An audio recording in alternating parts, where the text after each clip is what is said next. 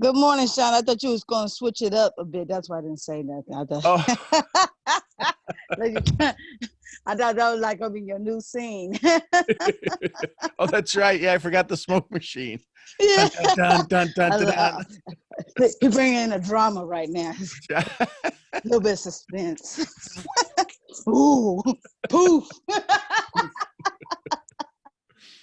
Good morning, Misfits. It is June 22nd, 2020. It is episode 487. 487. So it is Monday morning. I hope everybody's doing well. Hope everybody's having an amazing day. So the conversation for today is who's on your bench and what's the next play to call? I was reading something from Joe Dispenza this morning before meditation, and yeah, he talked about going to golf, the play box and the performance box. And in that conversation, how we make differences and how things happen differently. So as we get started, before we get started, one of the things I want to do is, first of all, well, let's do a prayer first. Let's do a blessing first. So RBP, if you are ready, my dear. I am. Hang on. My cat's taking off with my cord. Okay. Let me get over here where I know my signal is good. And I would love to start off in a prayer. Heavenly Father, thank you so much for today. Thank you for bringing us back together. Thank you for the joy that you bring. Thank you for the joy in Latoya's voice to get on and say the funnies from yesterday, the smile that she brings, the laughter she brings to this community. Thank you for helping us to remain in joy when we're walking through adversities. You still have us. You're the footprints on the sand, and you're carrying us. Thank you for that, Father. Help us to sit here with open hands and open hearts to receive every single thing it is you have for us today. Blessings that we don't even expect, blessings we're not even counting on, blessings we're not even asking for, that you bring them to us. Help us to remain in a place of gratitude and thankfulness, a place where we can receive every single thing that comes our way that's all good and perfect, that's of you. Incline our hearts, open our minds to you, seal off anything that doesn't need to get in or doesn't need to be whispering in our ears and in our thoughts. Quiet those voices for us, Heavenly Father, and let us focus and center on you. And let's enjoy a moment with our community, with our family, to smile more, learn more, to shine brighter so we can go out into the world as we get off this call and shine even more for you. We say all this in the precious name of Jesus. Amen. Amen. Thank you, Rhonda. Appreciate you always. Let's see. So go ahead and send out your 3 messages of joy, of gratitude, of love. If you're new to the call, drop an N in the chat. Let us welcome you.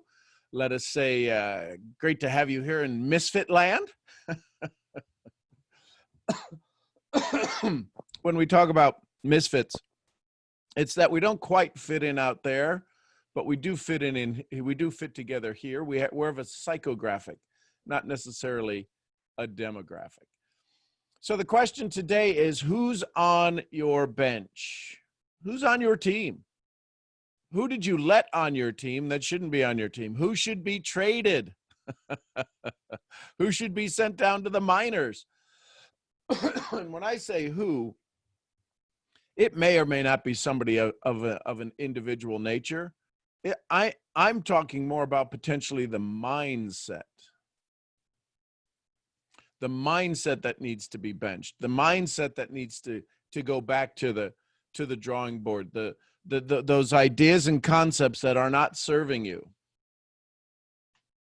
So if you play some sports, if you've played some sports or play some sports, drop them in the chat. Let me see what kind of athletes we've had on here. And it's whether it's tennis or golf or baseball or rugby or track. Okay. So basketball and swimming. Okay. Oh, it is recording. It just doesn't show up now on your side. I thought I saw that. And of course, dance. Yep. Basketball, cricket. Excellent. Cricket. Volleyball, basketball, softball. Awesome. Football, great. So here's the thing. When you are doing any kind of activity, sport, you know, it's funny. I haven't seen anybody put MLM. That's a full contact sport if there ever was one. So one of the things, yes, prospecting. One of the things that Joe was talking about, he says there's the mind box and the play box. And the mind box is when he was talking about golf. And when you go get ready for golf, right? If you're on the free throw line in basketball, you're practicing all of these moves in your head, right? Dribble, dribble, routine, dribble, dribble, spin the ball, look up, breathe, bounce, shoot, follow through, right? Golf, stepping up, standing behind the ball, looking at it, deciding how far away it is, what club you're going to hit, how you're going to swing, what's it going to sound like, keep your head still, follow through, bend your wrist, follow through, all of this stuff.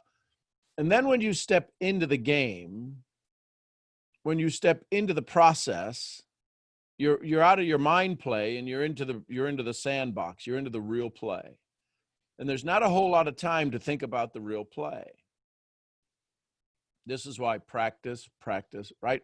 Michael Jordan used to do how many free throws? How many shots? Larry Bird used to do how many free throws? How many shots? All of the greats, right? How many times did they practice their shots? And, you know, we look at it, right? We go back to the stories, and Michael Jordan was cut from his high school basketball team, right? I say this to say, how many times have you actually done your presentation? How many times have you prospected somebody how many times have you run your presentation in your mind? How many times have you done an opening conversation from the front of the room in your mind? We usually don't think about those till we hit a time frame, till somebody says, hey, listen, could you come do this? Could you do that? You're going to do this. What is your pre-game conversation for your presentations? Have you practiced? Here's a tough one. Here's one that paper probably will make people go, what? Have you practiced recognition? Has anybody on your team rank advanced in the last 2 weeks? Have you sent them a little digital certificate? Doesn't even cost you money, cost you some time. Have you sent them a little digital certificate?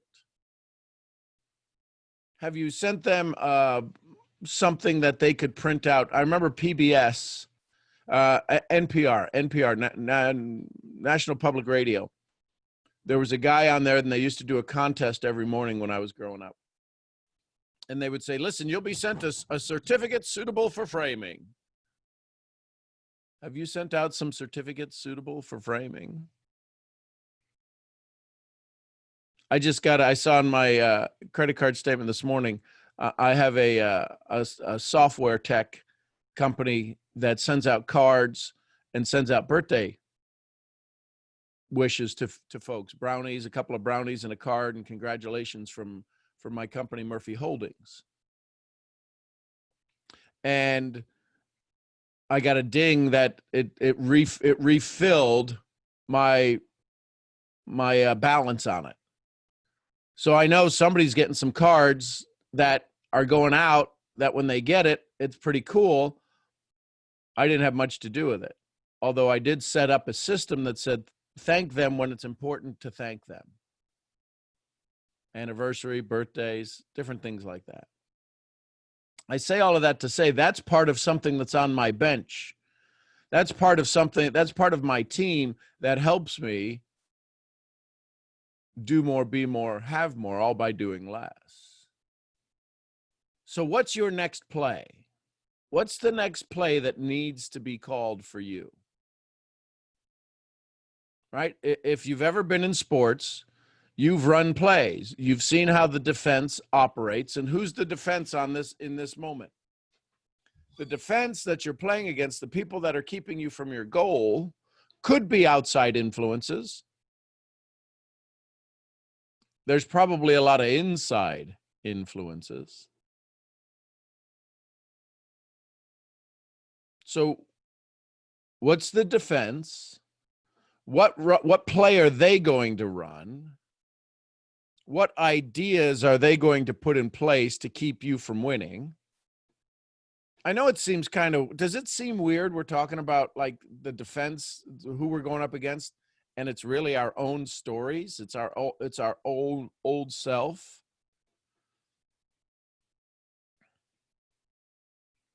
So when you do your pregame warm-up today, when you go do your pre-shot warm-up, see, all too often when we get in the middle of the play, when we're running the play, we're operating off of instinct. We're operating off of muscle memory. What is your muscle memory when you step into your presentations? What is the muscle memory you have for an objection?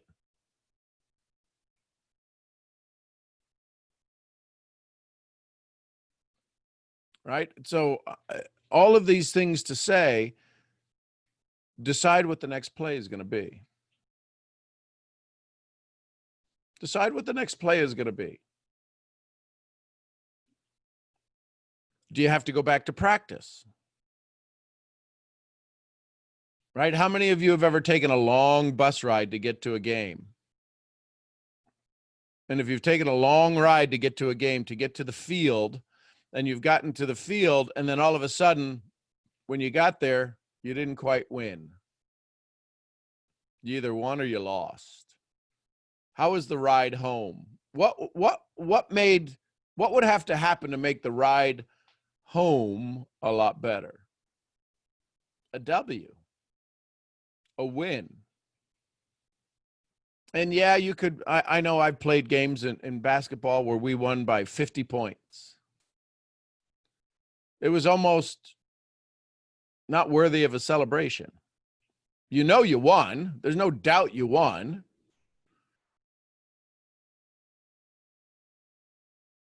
But it's those close games that make you feel better. It's those championships where you're matched with the athletics, when you're matched with skill and talent. And they've got a couple of secret weapons. You've got a couple of secret weapons.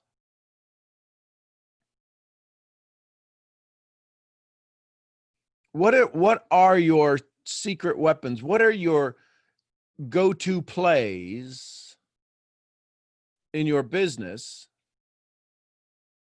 to help you win? Now, there's different fields you play on in our profession. There's the prospecting field. Is prospecting and presentation the same field? No, you know that. So what changes when you go from prospecting, when you find a prospect, into presentation skill, into conversation skill? And then there's enrollment. There's people, I know this for a fact, probably because I've done it more than most. There's people that the second they sign the paperwork, everything changes for them. Everything changes for them. So now the question is so there's that second that they agree, they click enroll, they do whatever, they put their credit card in, they make their bank transfer, whatever it is, the second they make that decision, they decide, they cut off, not looking from the stands, they decide to step down onto the field. Do you have the plays set up to get them started? Right? The 24-hour follow-up. All of these things that typically happen in our profession. Do you have a 24-hour follow-up? Do you have a 48-hour follow-up? Do you have a 72-hour follow-up? Do you have a 1-week follow-up? Do you have a 2-week follow-up? What are all of these things? Do you have weekly recognition? Who's on your bench? Who does the thing you need to get done? Who does it better than you? That's why you'll hear some of the folks who are part of my team. They go, all I need to do is get people on the call with Sean. Okay, that's they got me on their bench. And sometimes they'll use me up, ring me out, and set me up again. Who's on your bench? Who do you get to call in to pitch hit? Sometimes you get on the injured list. Who replaces you? Who steps into your position? In a couple of weeks, we'll be going to the lake again. And I'll be at the lake. For those of you that were on, I don't know when it was last year, but I did my calls every morning from the lake. I'll be at the lake somewhere in Tennessee, I think. That's so my field has changed, but there's certain, right? I'm still going to conditioning. I'm still going to work out. I'm still showing up. I say all of that to say this. What's your next play? And if you've got questions on a play you're thinking of calling and you want to ask about that, ask about it.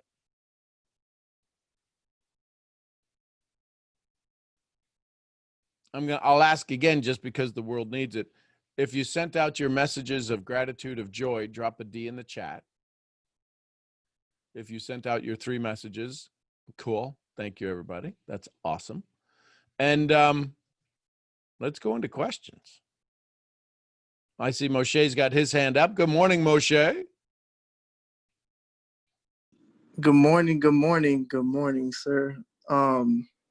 Man, where can I start? Because it's just like, I feel like the last few days, the universe has just been speaking through you directly to me. And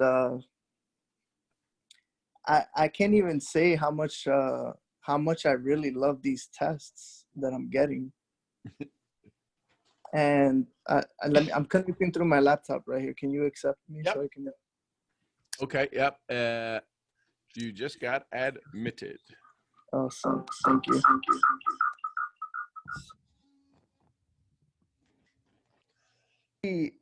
I really thought about what you said yesterday about those questions to ask, and I said to myself, before I can even engage in that, I need to do that again with myself, right? And so, Jen was here, and she was on her way back to Miami, and I told her, man, today would have been a perfect day to go to the beach, right? And so later on that day, I had reached out to a friend, to express like my gratitude for her. And guess what she tells me? That she was on her way to the beach. And so I ended up at the beach, and I did the meditation on the beach. We waited till midnight. And so many things just came back because of that old story that tried to creep up yesterday, and we just crushed it, and you helped me crush it, and you're helping me to continue to crush them with your words of like that consistency, right? Like what you just said about how many times did Jordan and Larry Bird have to practice, and it took me back to those moments when I was training in baseball, right? And I was running 6 miles a day. I was running those hills, and how all those moments prepared me for what happened yesterday, right? And so, Sean, I'm literally on like an hour and a half of sleep because the universe just keeps throwing obstacles, right? But as we know, the obstacle is the way. And me and my friend, we took like 6 buses just to get back home Oh, because all the subway was closed. And you know, I was gonna get a cab, and she was like, "No, I'm not going to waste and throw away my money." And once she said that, I realized that the lesson is in this journey right now. That the journey that we're about to take right now is going to make us visualize all these all these things that we've gone through in our life.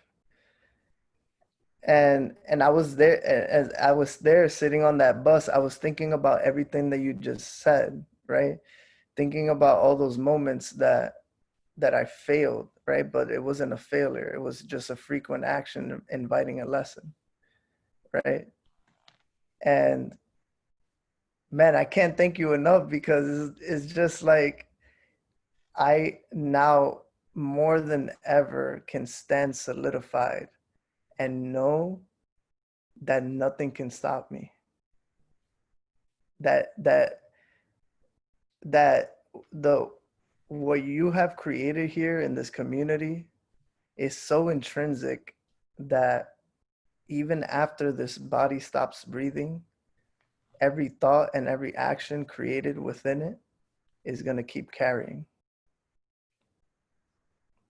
and is going to keep carrying through those generations and dropping magnetic fire into every single soul created out of you and me and everybody that's here. And that is what's going to cause the shift of matter and just pure abundant and joy. That it really isn't about us, right? And so I started to ask myself those questions, right? That you were, you know, that you told me yesterday, and I have them written down here. Let me see if I can pull it up really quickly. Oh wait, I have it. 1 second, Sean, because I wanted her to reiterate how much of a genius you are. yes, please tell me. You said become brilliant at turning what you hear, the guidance, into a question. And you know, man, it gives me goosebumps, because it's what I've been doing my entire life, but I never stopped to realize that I was actually asking questions all the way. Like the whole time I've been questioning, and now I know why, because the question led me to this community. The question led me to my soul brother Sean, to Leo, to Jeremy, to Rhonda, to all these beautiful people here, right? And that, and then the part two, what you said is the thing they're asking, right? The answer for is not what they're asking the question for, right? So what they're, you know, then I realized that the questions that I was asking myself before, the answer that I was giving, it was not the answer that I was looking for. That the answer was down the line, and that I would meet it through you, and that I would meet it through this community, right? And then number three, you said it's okay if the story changes. Like, is it okay if the story changes? And you said what I'm about to give you is something that got downloaded to me, but it's something different that you've not heard before. And that is the answer to the real question. Wow, man. Sean, whew, I'm so ready to take over this world with you guys. Oh man, I'm so fired up.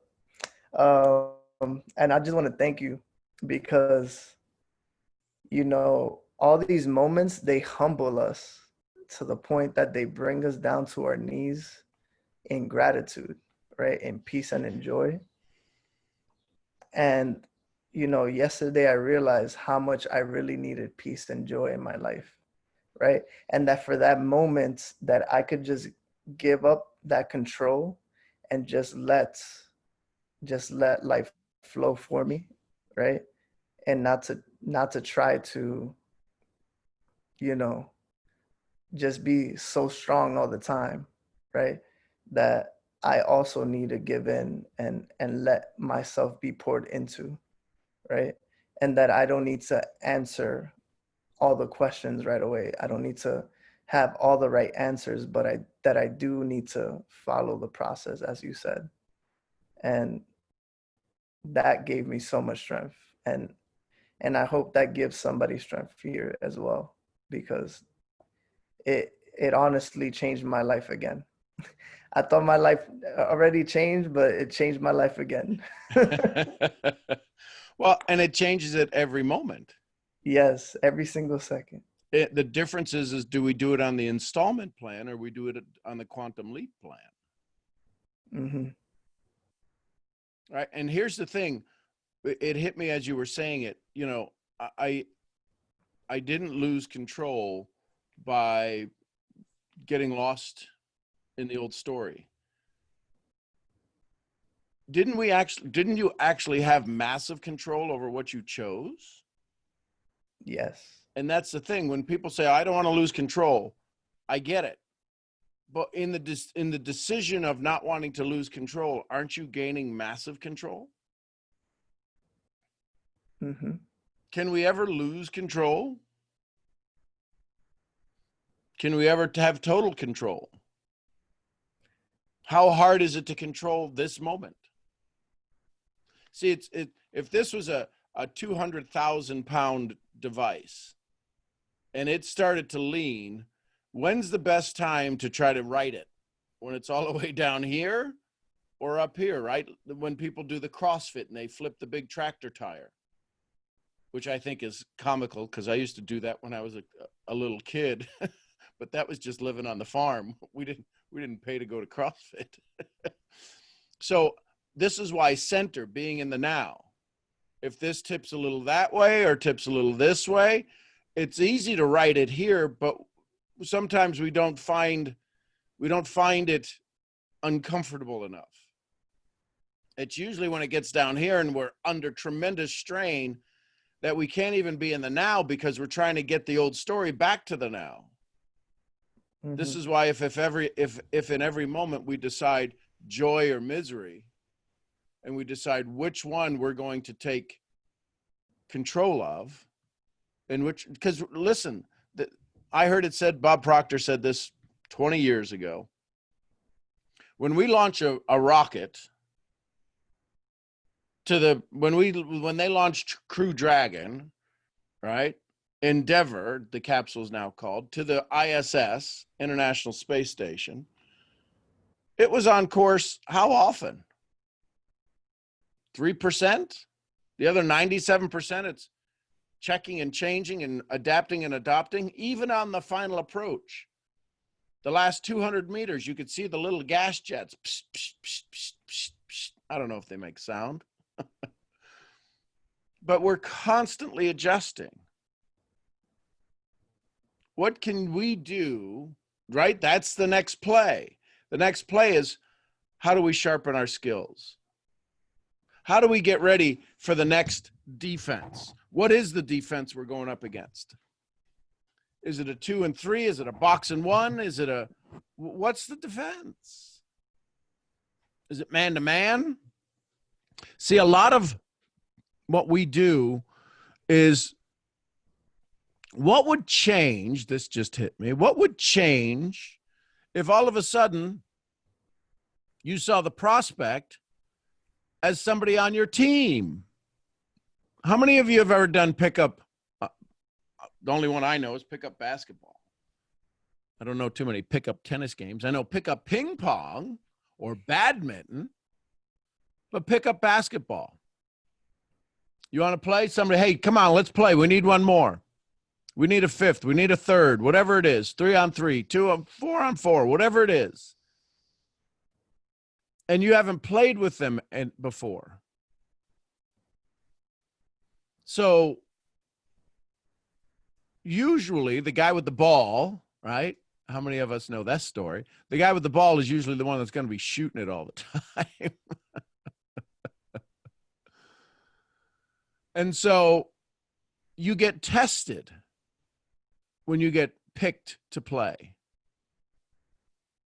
I remember kickball. I was like the first one to be picked for kickball because I was a farm boy and I could kick the living red off of that ball.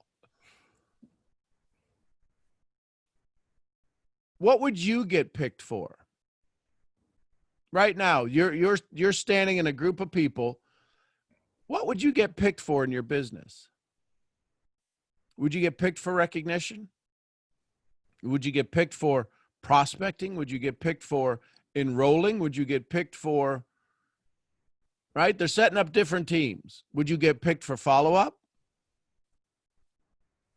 Some of you are like going, oh, I might be the last one standing going, all right, give me Sean. Don't know. I know. Why is he on my team?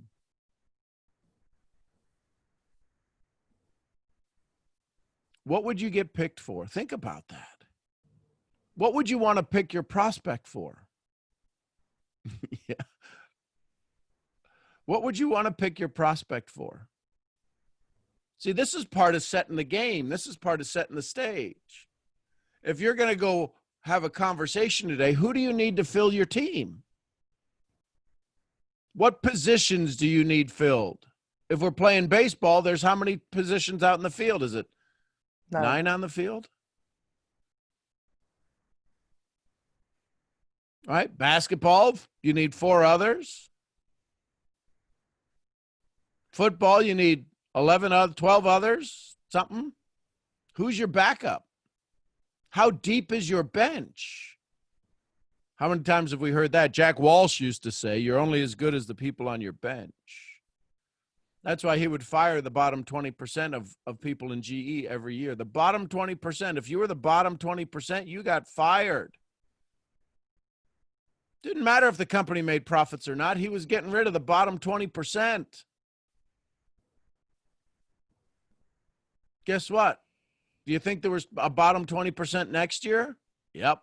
You think there was a bottom 20% the third year? Yep. Isn't there always a bottom 20%? So what was everybody wanting to do? Not be in the bottom 20%. So do you think that increased? Do you think that enhanced? Do you think that raised the level of GE?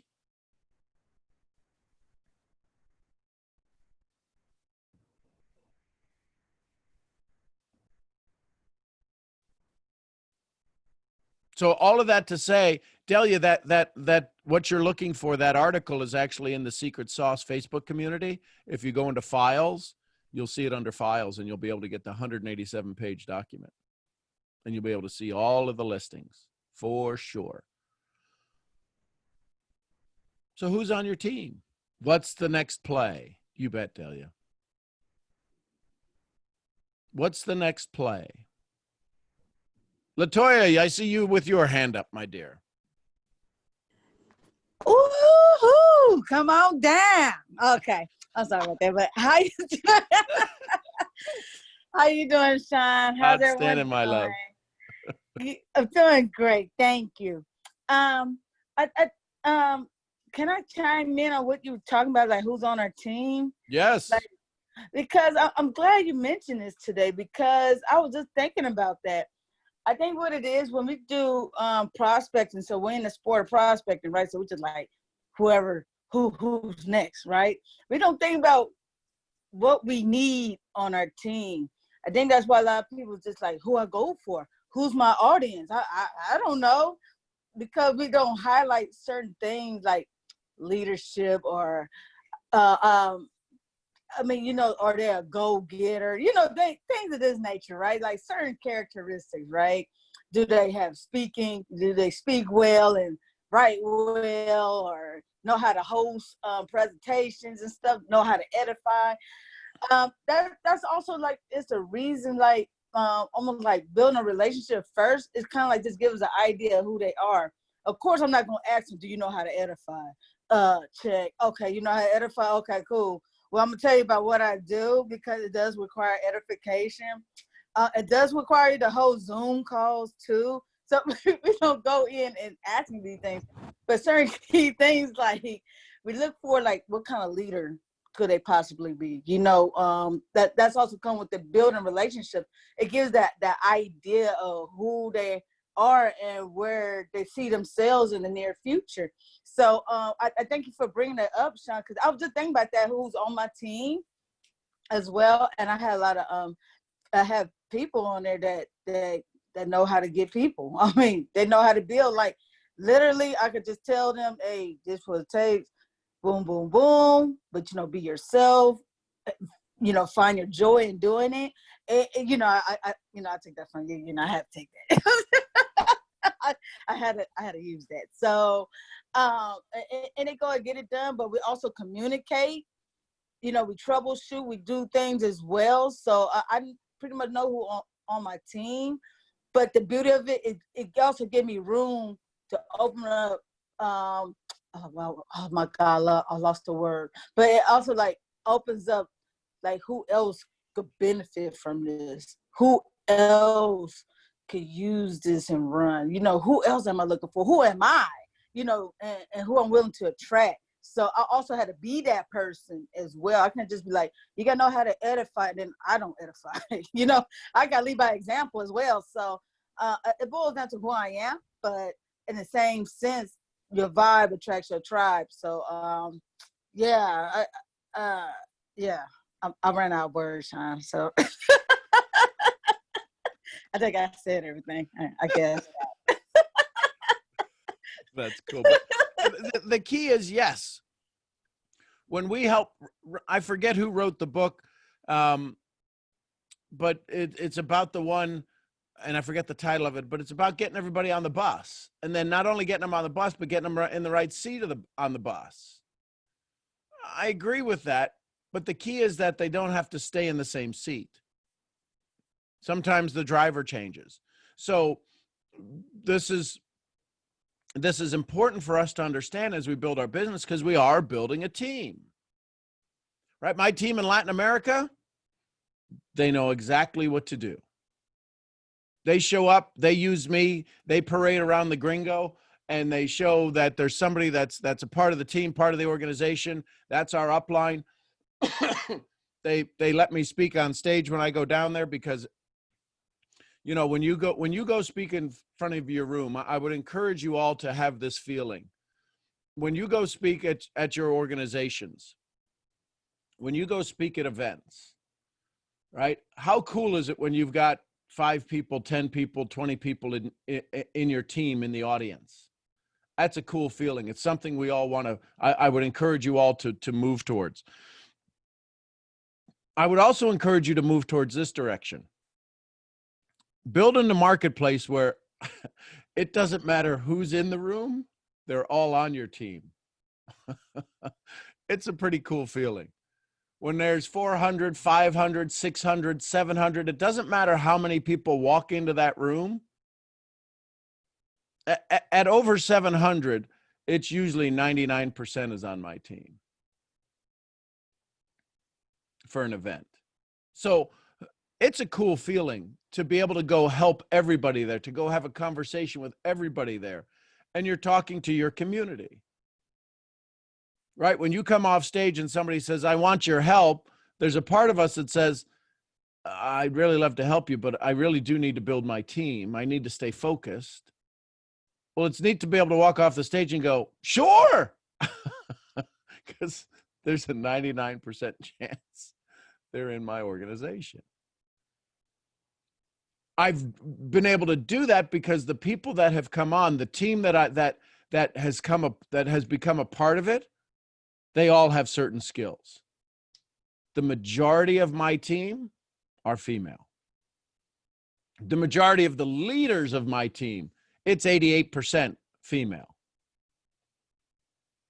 Why? Well, because I am smarter than the average bear. When you want to, the Dalai Lama was right. The world will be saved by the Western woman. I think we just take the word Western out. So the people who are on my team, strong, brilliant, broken, being put back together with bubblegum, baling wire, lollipops, and Skittles. They're putting themselves back together. See, I'm good at putting people back together. I'm good at helping people find their pace, awaken to their dreams. Am I a good prospector? Probably not. Am I a good presenter? Probably better than most. But what I am brilliant at is building the person. If you're getting good at your scripts, I'd encourage you to understand human nature. I'd have you figure out what it is the best way you know how to build people, how to help them find their secret sauce.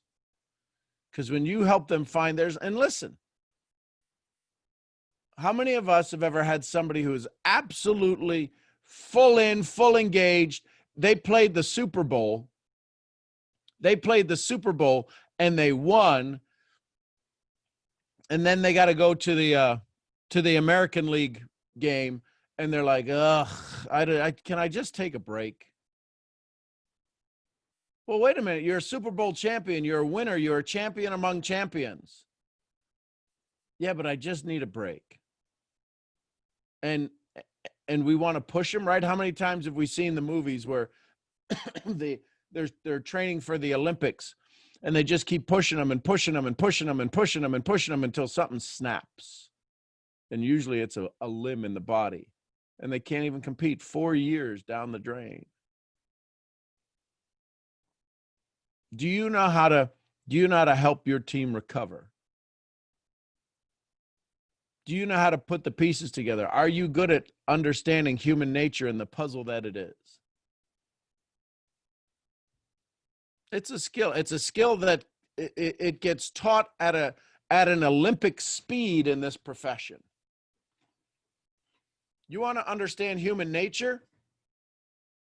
Start a home-based business, they said. It'll be fun, they said. Human nature is one of the most, this little thing up here is the most complicated device in the galaxy that we're aware of, called the brain. We can now send rockets and land rockets. It's not even a thing anymore when SpaceX drops 2 more booster rockets and they land 2 heavies, Falcon Heavies. It looks like a video game when they both come in and they land within a second of each other, designed to land within a second of each other so the GPS and the numbers don't get messed up. And how about when it lands on, Of Course I'll Still Love You? It lands on the little vessel out there in the middle of the ocean. I watched one of those come in on YouTube, but there is not a lot of space for that thing to miss. It is huge. It doesn't look that big when you see it land and you see the video. Yes, we've landed another one.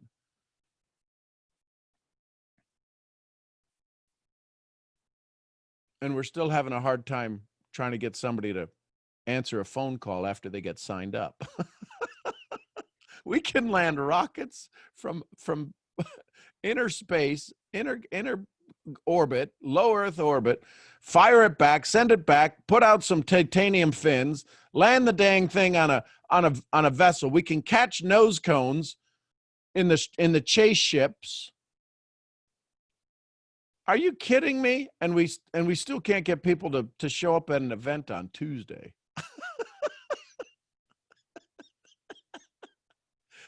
and we think we're advancing. We're the highest. We're talking. We can't get people to show up for a Tuesday meeting. And you're worrying about scripts. What if you were the chef? What if you were the one who could help them?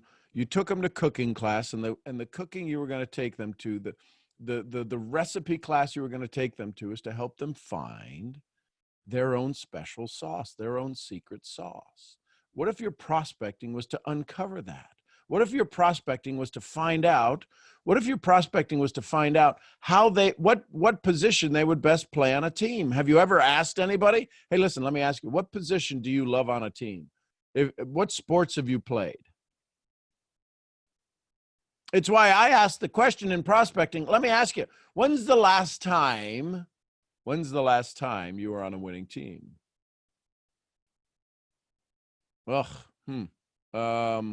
Most people have to go back to grade school. They got to go back to T-ball. They got to go back to Cub Scouts. They got to go back to something. Now, some people have been fortunate enough, high school, some people in university, some people on a pickup sports team, a softball team, right? There's a league in your area. Listen, I don't care if it's darts. Darts are competitive. And now cornhole, right? It's on ESPN 18 or whatever the hell station it's on. But cornhole has now got sponsors. What? Beer in one hand and a beanbag in the other? How awesome is that? ESPN Ocho. Yeah, well, lumber. Yeah, you go out to the Midwest and I mean the Northwest. Dodgeball, really, Leo? Dodgeball I don't doubt it. Hey, if you could dodge a dodgeball, I mean, if you could dodge a wrench, you could dodge a dodgeball, right? Dodge a wrench. So here's the thing. What position do you play on the team? Do you know what team you're on? Do you know what the qualifications are to advance in your team? Yeah, it is a professional sport. I remember hearing that now. They do movies about it. So all of this to give you an idea, just to see if you can change the way you look at things so the things you look at change. There are people in the organization, there are people in the community in Latin America, all they do is they do the recognition well. And they do it extraordinarily well. And I will tell you, just like you see, whether it be music bands or team sports, it's not every day that everybody is all happy and funky and enjoying each other's love. It's not a love fest. It is a professional sports team when you build a large organization. And there are going to be people who do not like everybody on the team all the time. There are going to be moments where egos get involved because these are people operating at the highest level of sales, of human nature, of community, of teamwork. And what usually adjusts and sets the teams correctly is when there's an outside influence. So I say that to say this. Who's on your team? Whose team are you on? Who do you have that you can call in for pinch hitters, for to train the team? There's a community here in Texas that's that's south of us here. It's called South Lake. It's a community that's a very wealthy community. And when we play them in lacrosse, it's going to be a good educational game. We start off knowing that because they will fly in coaches on some of their own private jets to teach their second graders and third graders lacrosse. That's a whole nother level, right? So let's see here. Jeremy, you've got your hand up. Good morning, sir. Good morning, guys. How are you? I just briefly wanted to talk about when you were talking about who's on your team from the mind standpoint, not even the average of your best 5 friends or prospecting or anything like that, but more from the mind. So, I love basketball growing up, Michael Jordan, his teams. So if you look at Jordan, why was he the best on a mindset standpoint? You could look at him as your mind with no old stories, nothing holding you back, never looking at the last shot, always in a state of now and awareness. Made him the best player, right? Bird, Magic, the same thing. If you go back to your old stories, well, all of a sudden now the basketball players that are not so good, the ones that barely maybe made the team get into the lineup, they start playing, the team doesn't operate as good. These are the old stories. That's just the analogy of the mind. And for me, I know the easiest way to get to the starting lineup, Jordan, Bird, Magic, is to release the old stories. When you release the old stories, that negative energy, it's gone. You clear the bench. You're operating from an all-star lineup. And yeah, that's it. I just wanted to add to that. So that's the team. Awesome, Jeremy. I appreciate it. And it takes a tremendous amount of effort. It takes because all of this, the story resides in your body.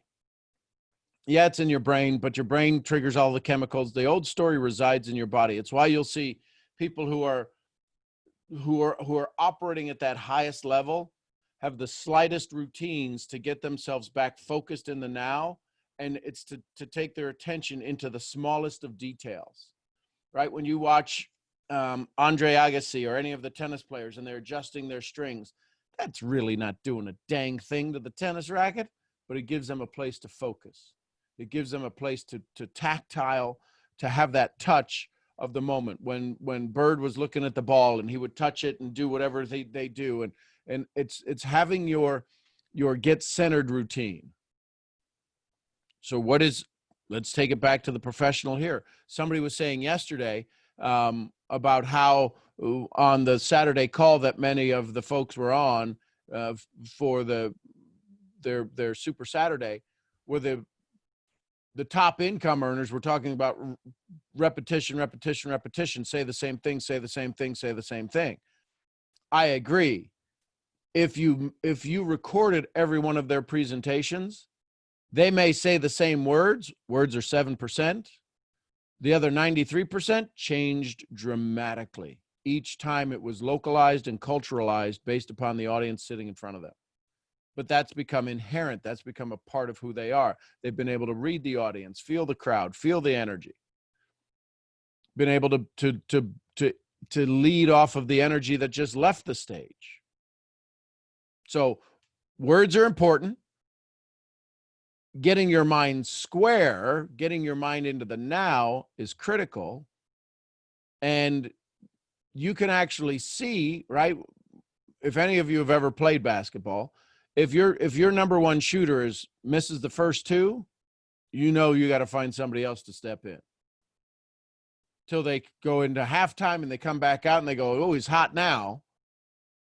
But the old story runs true in all of the things that we do. So the question then becomes, what do we do to make a difference to get back to the now? And that's where you operate at the world class. That's where giving up that old story rapidly. And the old story is, like you said, the last shot, the last presentation, the last conversation. It's why it's really, really important that you hang around people that can get you back to center. They can get you back engaged in the moment. That's why if you send out a text of love and gratitude, of joy, when I can feel myself starting to lean, starting to tip out of center,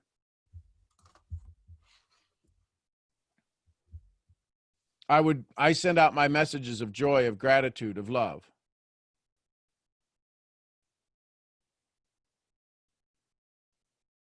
And when I do that, the love flows back into me, right? If I send out 50 messages, it's one thing to send out 50 messages. It's another one to get 48 back, 50 back. Change your state. Those people are on my team. I just recruited them to be on my team of mindset. And they could be friends that I have that I hang out with, people who are not in my business. They could be top leaders who are in other companies who are friends of mine. We know we can call on each other. Latoya, I see your hand up. Did it go back up again, or did I forget to lower it from before? Oh, I think I hit it by accident. Okay, no worries. All right. Okay, love you. All right. Love you too. So, folks, that's the conversation for today. Find out who's on your team. Decide to step up and play the game. Moshe, I see your hand went up. Yes, it did. Cool. So, my question is,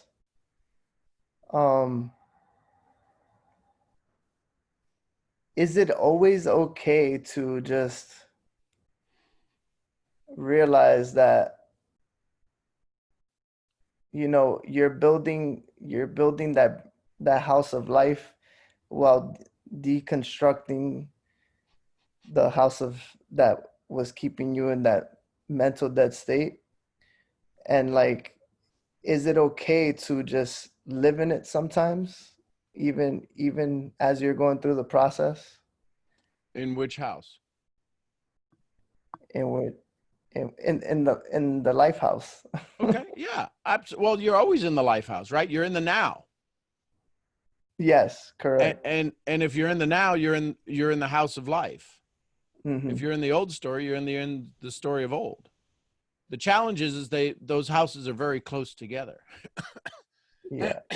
And just like Sadhguru said one time, right, and we've talked about it, if you breathe just quietly with your eyes closed, you don't really have to do a whole lot, and you just rotate your hands like this, breathe for a couple of breaths, and then breathe for a couple of breaths. You'll literally feel where it opens up in your lungs, and that's just simple the turning. So what if we take that turning and we do this?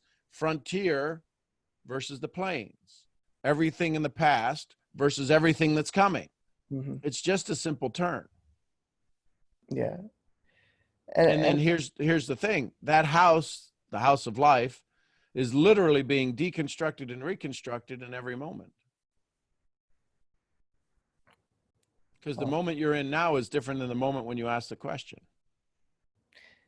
And I wanted to ask you, like, what are some questions you've developed throughout the years where, you know, where you have people on your team that are going through that process, that you've been able to kind of give them that homework so they can see that process? How long do you want to own this story? Okay. What happens if the story changes? So those are the three. Okay. If the story changes, what do you now say? What's the new feeling you have? Man, those three questions are really that powerful. They're all encompassing. Here's why I got very good at questions, at asking the bigger question, is because I don't know how the more words you put out when they get translated, the bigger the chances they're not going to be translated correctly. Mm-hmm.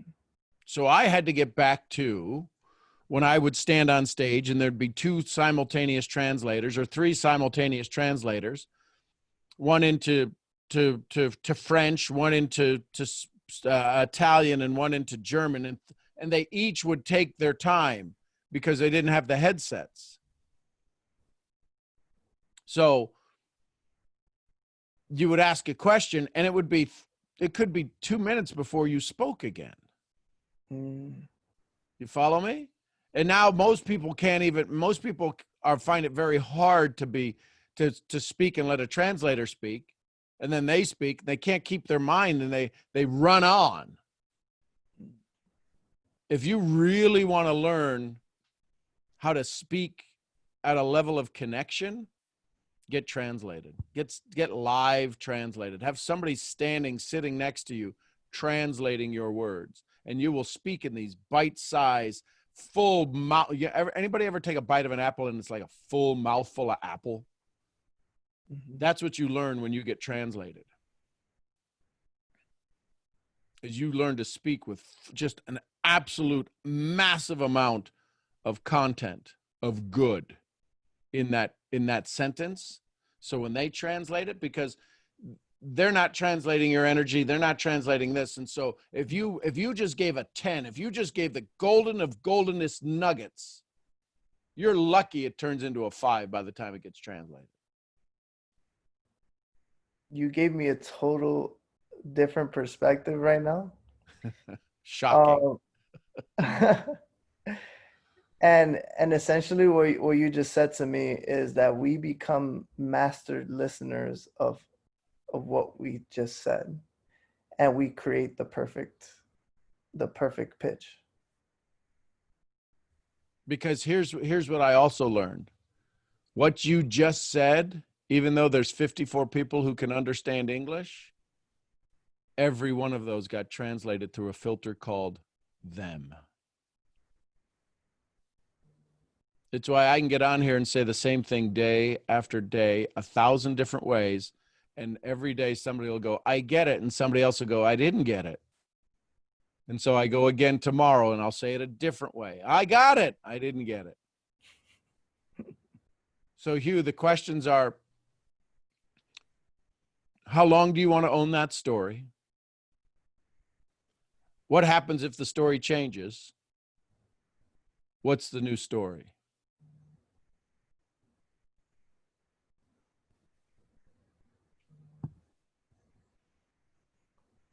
Awesome. May you repeat one more time, Sean? I'm sorry.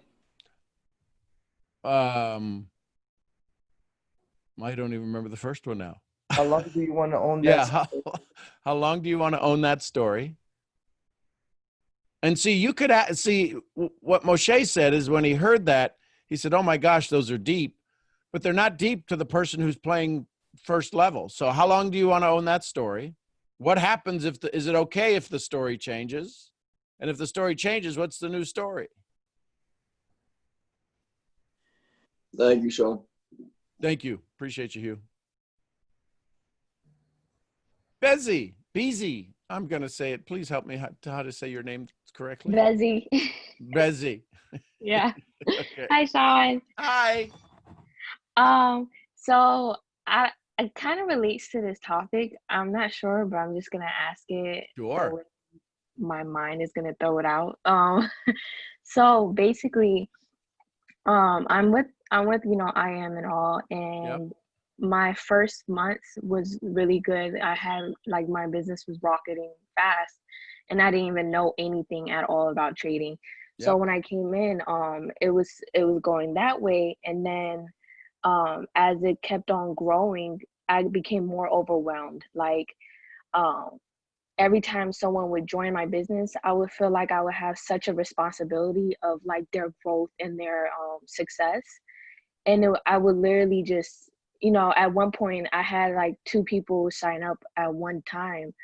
And I just had to tell my mentor, I was just just give me a second. I need to take everything in right now. Because it was just very overwhelming. And for some reason, after those days, my business went a little bit down. I kind of know why, maybe because it's just, maybe I wasn't ready for the amount of people that were coming in. But how do you overcome that responsibility feeling, where when people come in, it's I'm responsible for them to be successful, so I have to make sure they're successful and stuff like that. Ask them to decide how much effort they want to put in. Okay. So, and here's a simple way to do that. I'm excited that you're getting started. Remind me why you said yes. See, I bet you've never heard to ask that question. No. See, when they sit down with you and they say yes, it's important that you understand their reason why they said yes and why they said no to something else. Okay. So I would say your name one more time again. Bezzy. I would say, hey, Bezzy, listen, I'm so excited that you got started. Tell me why you got started. Okay. Do you think it's going to be easier to find out why they got started right then in that moment versus a week from then when they haven't enrolled anybody and the credit card hit and all of this stuff happened and they're starting to see themselves as not good at this and they don't know what the heck they're doing and they didn't make the last conference call?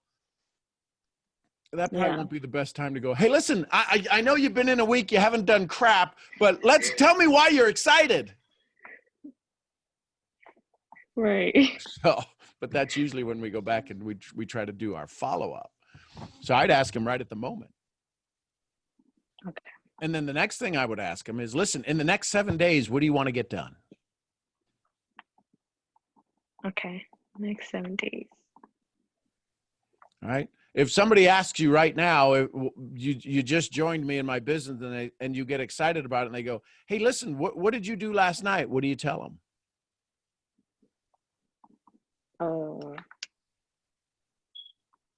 I'm See, not sure. They're going to start throwing out language and nomenclature that they learned from you or learned from the presenter of Forex and trading and blah, blah, blah, and this, that, and the other, and redax and retrace and blips and pips and oh my gosh, and it's all online and you should be doing this. Yeah. And so all of a sudden at 7:00 last night, they were not an expert, and at 8:05 when they clicked join and they got their account, they're now an expert? Definitely not. Yeah, their friends think they're an idiot. They thought they were an idiot before. Now they think they paid to be an idiot. Yeah. So it's how do they tell the story? Okay. And Is that go ahead. Is that normal though? Is like the feeling normal? Like, Oh have gosh, you ever had? yes. Yeah. Okay. Yeah. It's normal because when you didn't know what you were doing, Mm-hmm. you didn't have to tell anybody anything. You weren't responsible for anybody because you didn't know what the hell you were doing. Right. Then as soon as you learned out what you're doing, you're going, oh my God, I wasn't doing anything for them and blah, blah, blah. And you start beating yourself up because I can hear in your voice, you're a highly energetic soul. You're somebody that really cares for people. You're somebody that wants to help them succeed. And you'll wind up working your fingers to the bone to make sure they want it. And they haven't even done anything to say they wanted it. Oh my gosh, you're so right.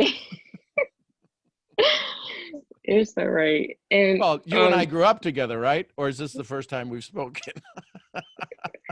I think this is like our second time speaking. Okay. So my point is this. This is human nature. This is why I can literally tell you where you're at in your business by you giving me what you just told me.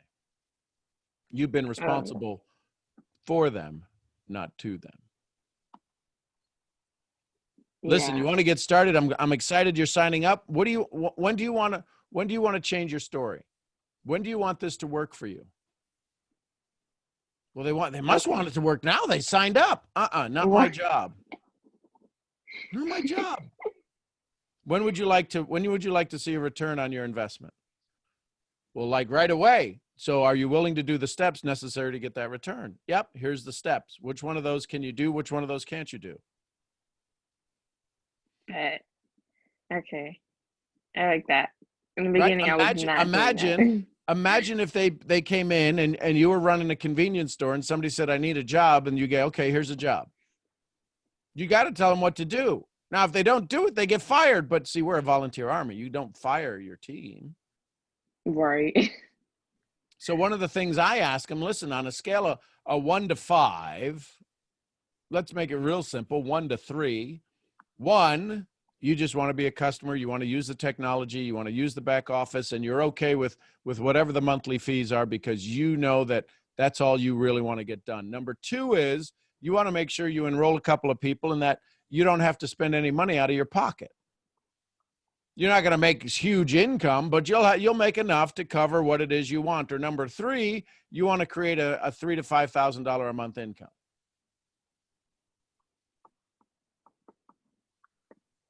Which one are you? 1, 2, or 3? And when they won't respond, when they won't answer the call, when you keep going to voicemail on their phone, listen, the only reason I'm calling you is you said you wanted to be a 3. Let me know when you want to turn that 3 into cash. Yes. Love that. Oh, wow. You've had people not answer the phone? No, yes, actually, at what's it called? This one person that came into the business, I actually had him from Germany, and he came into the business, and from jump, he was just like, like I'm a person that quits a lot and stuff like that, and like he was he admitted it and everything. Mm-hmm. And I'm like, okay, maybe like we could change that. So maybe like two weeks or 1 week after like him like studying and stuff, and I was helping him open up his broker, and out of nowhere he just went MIA. Like I was just like, what in the world? Like no call, no text. I would call him and let him know, like, because he told me I could keep him accountable. And it was to the point that he didn't block me off of Instagram, but he blocked me from seeing his stories from Instagram. And I was just like, it's not that serious. Like, Jim Rohn dang. would say that's a clue. Yeah, right. So here's the thing. If you have people that go MIAs, one of the things you can say in your right while you're still in the lovey-dovey stage, Mhm. listen, if you go MIA, what word would you want me to say? What message would you want me to leave on your voice message or in a DM that we both know you went MIA? Is there anything I could say to bring you out of the witness protection program? Right. Okay. And and tell me, what's that word, so that we both know you've gone into the witness protection program. Okay. And it'll be probably the last message you hear from me, but just know that you're always welcome back. You'll not do anything. I don't ever want you to feel that you're embarrassed. You didn't perform. You didn't do something. So is it okay if we have a safe word that if you go MIA, that I can respond to you and just say, hey, listen, Skittles and blueberries. Right. Okay. Yes. I got so much because I was holding all that in because it's like I said in the beginning, every time someone joins, it just gives me like I don't even get relief. Like a lot of people are like, oh, I'm close to a rank. I'm just like, oh my gosh, there goes another life that I have to change. Yeah, And but if I again, fail, ask better questions, find out, right? So you've had this story. How long do you want to own your old story? yeah, And if the story, is it okay if the story changes? And if yeah, the story changes, what's the new story? okay, perfect. I And got all that down. yep. And can I work with you to make sure the new story shows up? Okay. Okay, bet. Thank you, Sean. You bet. Ada, number 3 was not, I wouldn't go with the 10 grand a month. And number 3 is do they want to create some residual income? Go with more, they've done studies in the gig economy, and they say the average person in the gig economy is happy. Listen to this. Type in the chat. Let's see. I want to see where the mindset is. In the gig economy, they've done studies. 60 million people are part of the gig economy, and they're saying the average person in the gig economy, that side gig, that side hustle, is happy with making, what do you think the average is? The average is. Yeah. We say 300 to 500. It's actually $150 a month on the low end. The high end is Airbnb. What do you think the average monthly income for Airbnb is?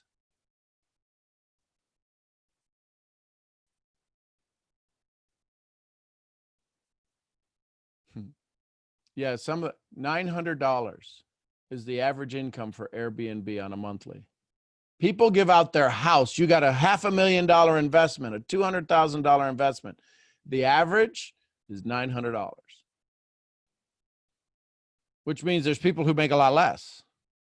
There's people who make a lot more. But the average gig economy is $150. $300 to $500 will change their life. So when you say $2,000 to $5,000, $2,500, $2,000 a month, you're starting to stretch their mind beyond a number they can even begin to imagine. They can say it, man, I want to make 10 grand a month. Great. So here's my next question. When's the last time you made 10 grand in a month? Well, never. So do you have any idea what it takes to make 10 grand in a month part-time? No. So would it be okay if we started off with trying to get you to $100 a day? Nobody wants to sharpen the saw so that they can go whack the big tree. Just Google the gig economy. I've done so many webinars and presentations on it. You can just Google the gig economy and you can see all these numbers. You'll see the statistics. You'll see African American versus white. You'll see Asian. You'll see men versus women. You'll see age ranks. It's powerful. Bakish, say your first name for me. Wahia? Maybe?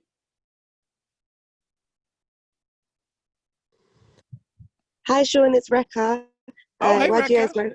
Hey, I hope you're well. I hope everyone's well on the call. Sorry to interrupt. I just wanted to bring Wajia on the call. She's been listening to you for about a week now. Okay, cool. Wajia, are you there? Hello. Hello. Hi, Sean. How are you? Outstanding. Yeah, it's my first time speaking. Yeah, by the way. welcome. I'm excited. Yeah. Yeah, by the way, thank you everybody and Sean yourself. With all the wisdom that you have passed on, and I've learned a lot because I've been on your call for like literally every day apart from Saturday. But yeah, like it's just so like I may not sound like someone who's actually know what they're talking about right now, but because I've got a lot to ask and I've got a lot to kind of speak about as well. But right now, like I'm a little lost.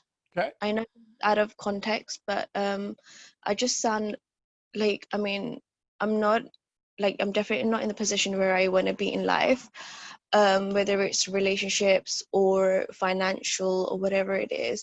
But I really want to see myself grow in a as a positive person.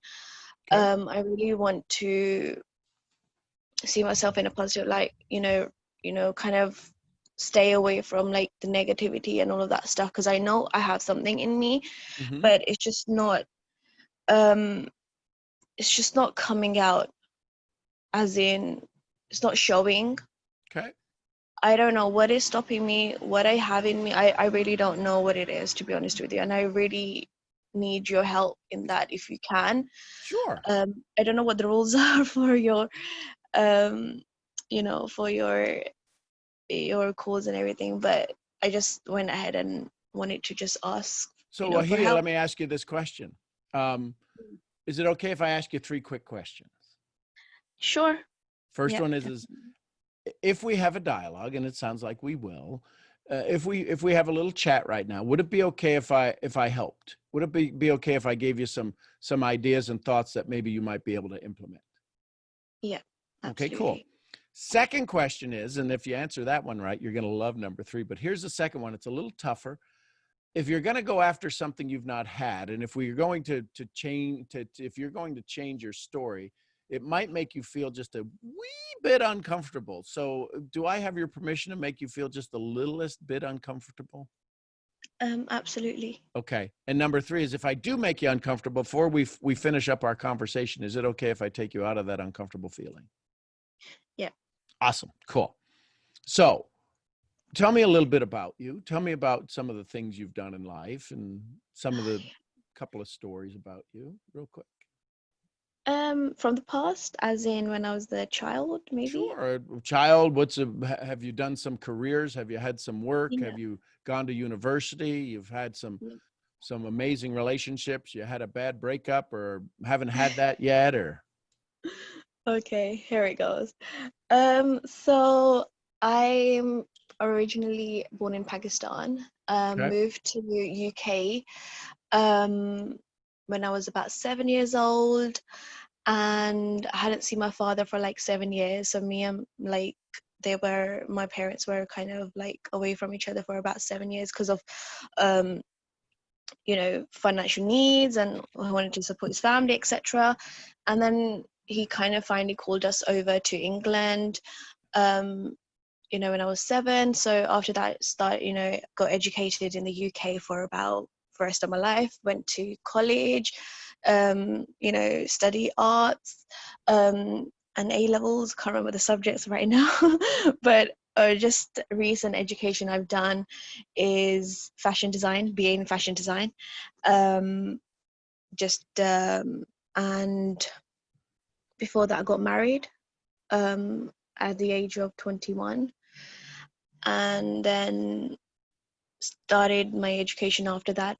Went to university after that, studied fashion design, and then I wanted to kind of like see myself grow. I wanted to always start a business or something along those lines. I started my first business when I was about 15, when I did my first henna. At a young age, I had like a first client at that age, and then I sort of just did that, henna art, right? Mm-hmm. Fashion henna, stuff like that. Yeah, so I did that. After that, I used to, like in school, I remember I used to sell DVDs. This was like this was like I used to give them out on rent. Okay. Did you wear Did you wear an eye patch as well? Sorry, what did I do? An eye patch, like a pirated DVD. Go ahead. Oh no, I didn't. No, I started doing that when I was in secondary, okay, when I was like in the 7th grade, and I had quite a few people there. And after that, after that I did like henna, and I did like sell small stuff. And I mean, I wasn't the smartest to be honest with you. Back then I wasn't doing well academically. My parents always had a problem with that. Like I used to have teachers telling me, she's not doing well, she's doing this, whatever. But I wasn't a naughty child or anything like that. It was just when I had parents' evening, I had a lot of, things like that. But to be honest with you, when I was younger, I had a lot of love for because I was the only, daughter from my dad's side. So I got a lot of love from my granddad, grandpa, my uncles and aunt, because I was the first child then. And when I moved to London, I mean, I didn't have that sort of connection with anybody, even with my parents, like I never kind of like received that sort of connection, especially with my dad, because I was kind of like really distant from him. Then things kind of started to grow. Like he used to stop me from doing stuff. I mean, I don't want to go to too much of the negativity stuff. So here's what I get. What I get. You have a tendency to have extraordinarily high highs, and your lows, most people don't see it, but you haven't had like super low lows, but because your low is like, we got to go get a backhoe and dig a hole because they're so low. And I get that because of what facet of art did you study? I studied, when I was in college, I studied A-levels in arts, maths, and that didn't go too well. And that was just like an all-rounder, whether you do fine arts or anything like that. But when I went to university, and then I kind of like diverted that sort of, I studied again in college, which I studied fashion design, which was like equivalent to A-levels. So I completed that for 2 years, and then I went on to do like a degree in fashion design. But because of the environment there and the way it is, it just didn't like kind of, I couldn't connect. Although I love fashion designing and all of that stuff. So when you do fashion design, what was the fashion design? Was it dresses? Was it? It wasn't specific, but it was everything, as in, so when in the last year, like the 3rd year, I did, I think it was like women's wear. It's quite a while back actually. Yeah, so it was women's wear that I did, which was contemporary, like as in day-to-day wear. Okay. So you've got a pretty good story. Yeah. We just heard it. The challenge is that if you went and lived the story that you've been wanting and wishing for, who's going to be jealous? I don't know. Yes, I'm you not do. sure. That's the hard part. Yeah. Who would be happy if you lived the life you keep dreaming of and writing in your books? I think people who love me as well as myself. Okay. And who wouldn't want you to succeed? Who would be the people that would be disappointed when you succeed? Um, that I'm not entirely sure at this moment. Maybe because maybe I think they might be unhappy, but really and truly they want to protect me from things that from what they've been through. Right. So, Do you but understand? in that protection, it's limiting you. I feel like it. Like, it's a lot of stuff that's limiting me. I Right. feel like it's myself as well, but I don't want to be that. I don't care if anybody wants the best for me or not. I just want to how do I explain it? I want myself to kind of take care of myself, basically. Sure.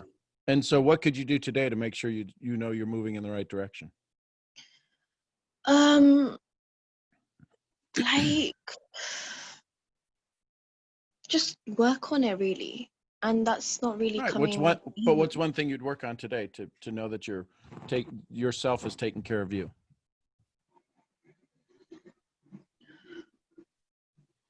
Just be kind to yourself, really, at the moment. Like, I've started doing the affirmation and the gratitude stuff, and I feel like I don't know how to explain it, but it's like a spiritual thing. Yep. And like, I've been on your calls for quite some time now, and even I've spoken to Reka as well,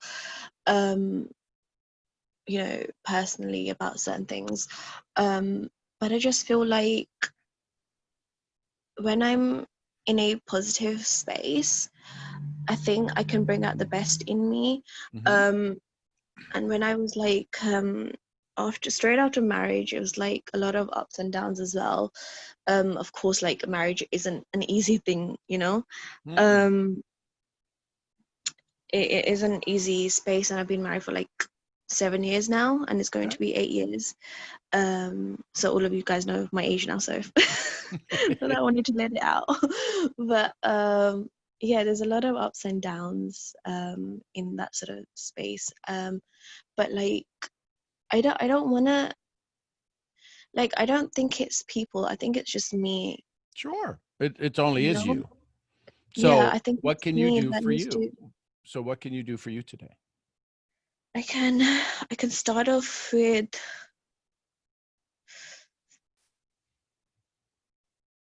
like, I don't know where to start. Like, I don't know So what what if you to. wrote down 50 things you've done amazing in your life?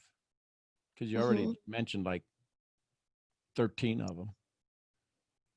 Go write a list of 100 things you do well. 100 things you did that you got through you didn't know you could. Married. You got married. You weren't married before. Now you're married. 7 years married. You took university. You did this. You did that. You left Pakistan. You came here. You went to university. You went to school here. Start to write down. You've forgotten how amazing you are by looking at where you're at and looking at where you want to go and seeing the disparity. You forgot how amazing you are.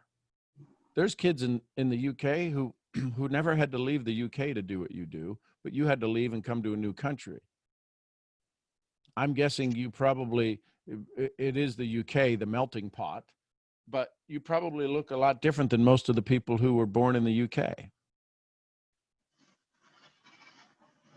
So there's all of these differences that you've had to deal with and come to grips with. You have an amazing voice. So people are lulled into your calmness, lulled into your affection. And then you spend a lot of time trying to figure out how to serve them, how to help them, and how to make sure, A, you don't get hurt, but B, that you don't hurt them. I'd start with taking care of you. Write down 100 things that you've done well in this world that you didn't know you could do. From walking, do you know how to drive a car? Yeah. From driving a car, do you speak another language?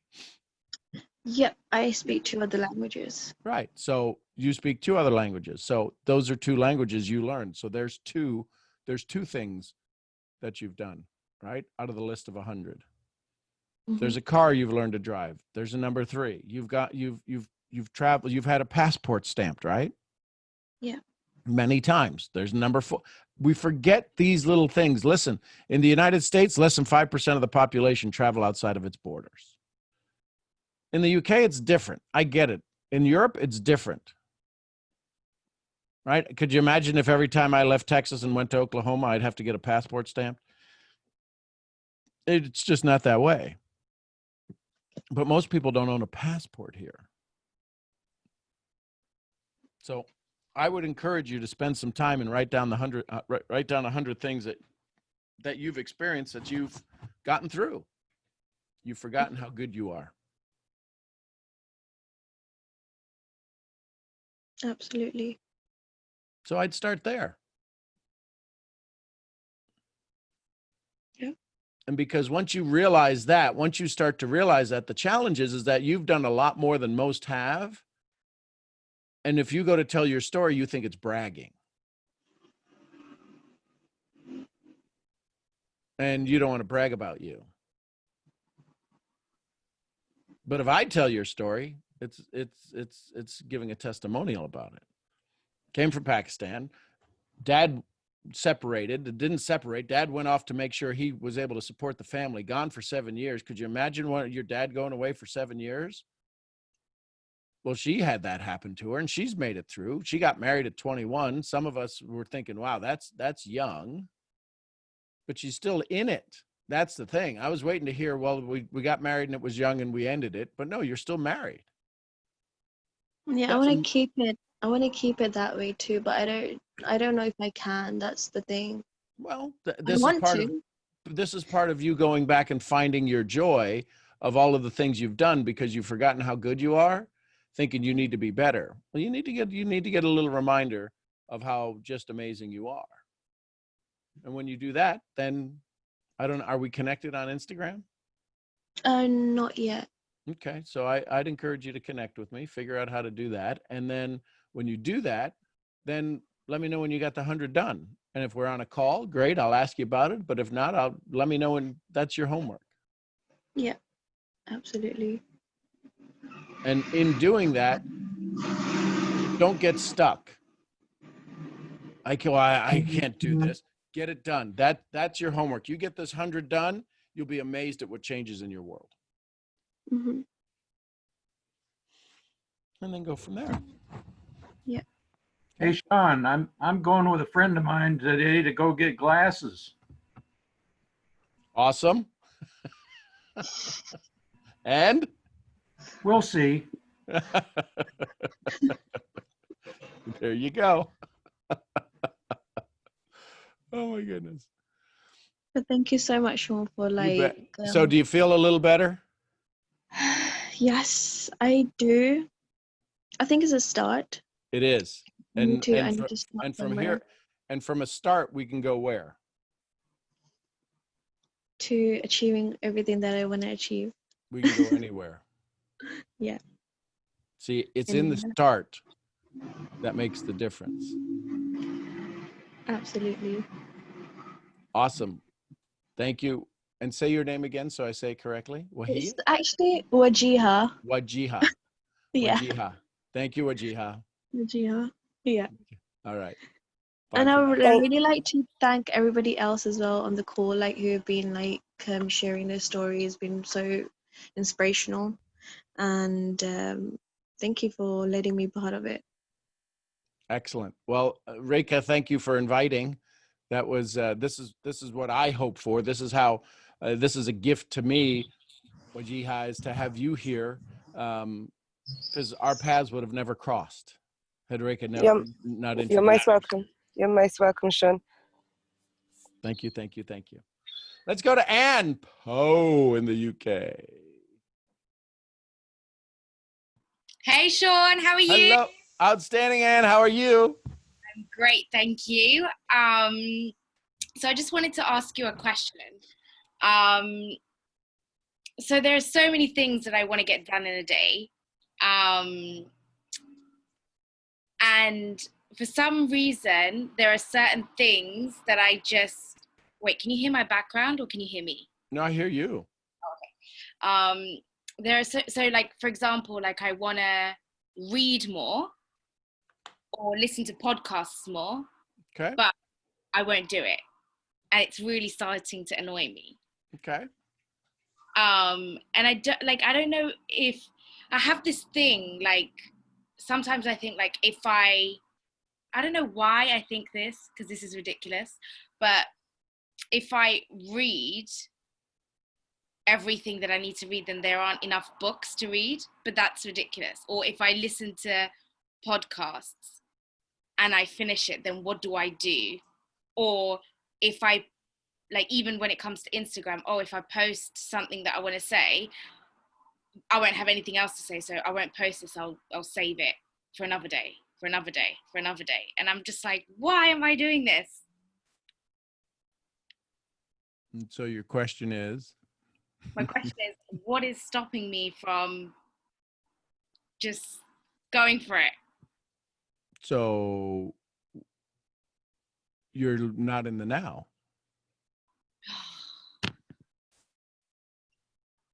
Okay. So when you listen to, how many podcasts can you listen to at one time?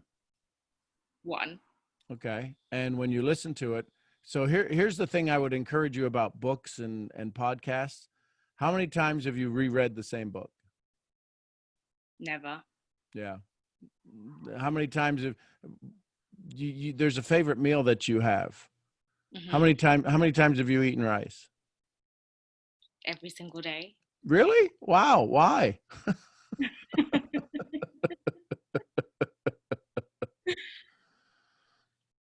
Why wouldn't you eat a book the same way you eat rice? Because I want to know more. Yeah, but it's the same rice. Why don't you read the book and add the different flavors to the rice the same way you doctor up the rice? Sometimes it's white, sometimes it's spicy, sometimes it's seasoned, sometimes it's this, sometimes it's fried, sometimes it's this, blah, blah, blah, blah. How many different ways can you eat rice? So many. Yeah. How many different ways can you read the same book? Many, because yeah, but you don't do it. Why yeah. not? If we ate the same way we read, you'd be starving. Yeah. You'd only get the basic nutrition. The reason that we want to keep going, we want to keep going, we want to keep going, we want to keep going, we want to keep going, is because if we ever sat still long enough, we'd be in the now and we would literally explode where we sat. We keep thinking somebody told you a story, somebody poured into Ann going, Ann, you've got to be busy. And when you're busy, you're going to go. And as long as you're going, you're succeeding. That is such a false. Okay. Let's get a little deeper. Let's build the foundation.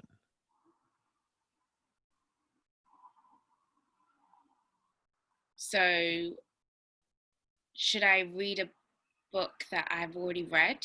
I would encourage you. What book do you have that you would like to read again? What book gave you great joy, great wisdom, great awareness?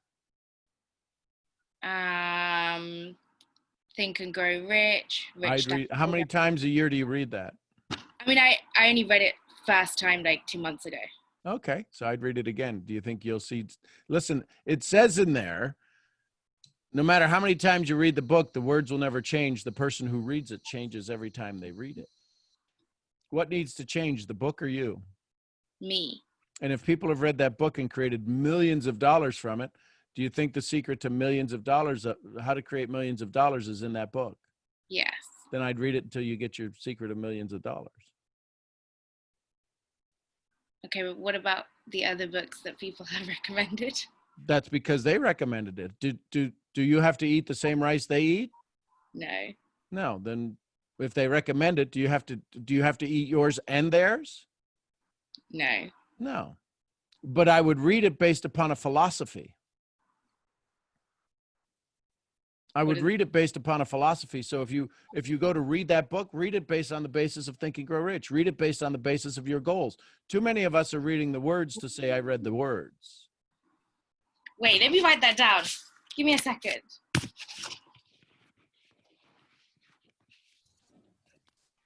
Sorry.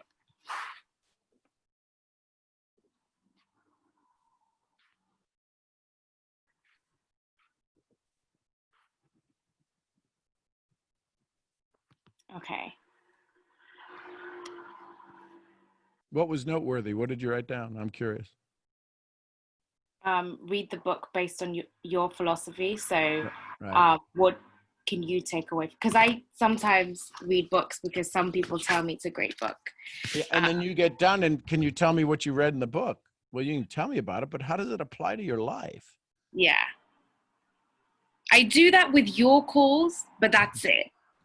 Well, I'm It honored. doesn't transfer to books or to like podcasts or anything like that. So maybe I need to start that. Okay.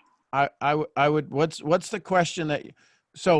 What's the 3 questions at night? What'd you do well? What'd you do better? What talent, resource, or skill do you need to come into your life? So I would ask, what nugget do I need to hear out of this podcast that'll let me enroll more people? That'll let me do more of this. Activate the reticular activating system in your mind to look for what you need to look for. Okay. And then you'll be able to hear things. And then you can read all the books you want, but the challenge is you're reading them to put a check in a box. Yeah. I don't read books to put a check in a box. I read the books to get a check. Oh, damn. I want to write that down. I don't read so I can tell people I read 1,000 books. I read so I can put a check for 600 generations into my family's hands.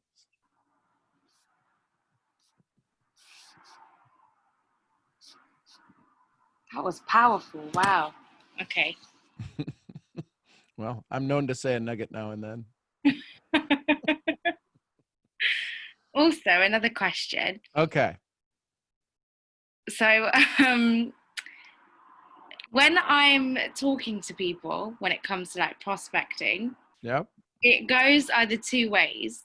I know that I'm a little bit of an extremist, but it goes either 2 ways. So it either goes, I know you said not to do this, but I get so uncomfortable that I feel safe in this way. But I either like script a response, or I like will talk their ear off, and we're both like building a connection, and then I like forget that I'm trying to recruit them for my business, and then I'm like, oh, how do I bring them back? Okay. To thinking about what I do. Because I don't tell people, like when people are like, oh, so what do you do? Because I don't want to scare people. I don't say I'm trade or whatever. I say I'm a teacher.